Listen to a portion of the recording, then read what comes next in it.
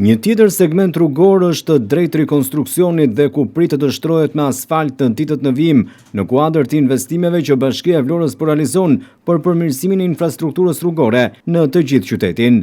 Bëhet fjalë për rrugën pranë shkollës Jani Minga në lagjen 24 Maj, ku së fundmi kanë përfunduar punimet për shtrirjen e rrjetit të ri të ujësillësit, një ndërhyrje domosdoshme përpara asfaltimit për të shmangur dëmtimin e investimit në të ardhmen. Pas përfundimit të punimeve nëntoksore, segmenti është bërë gati për t'u asfaltuar, por rruga vijon të jetë bllokuar prej 2 ditësh, duke vështirësuar lëvizjen e automjeteve dhe këmbësorëve.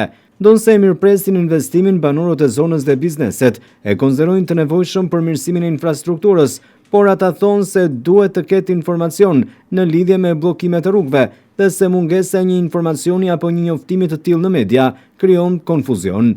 Zona pranë shkollës Jani Minga është një nga më të frekuentuarat në qytet. Përveç institucioneve arsimore, aty ushtrojnë aktivitet 10 biznese dhe banojnë shumë familje, çka bën që fluksi i automjeteve dhe i këmbësorëve të jetë i lartë gjatë gjithë ditës.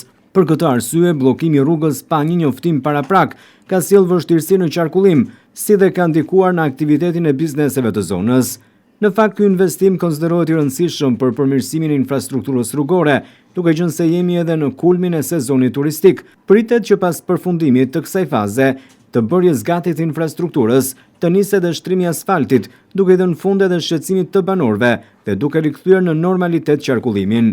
Ndërkohë, qytetarët dhe bizneset kërkojnë që krahas investimeve infrastrukturore të ketë edhe një komunikim më të mirë me publikun përmes njoftimeve zyrtare dhe sinjalistikës në terren, në mënyrë që punimet të zhvillohen me sa më pak ndikim në jetën e përditshme të komunitetit.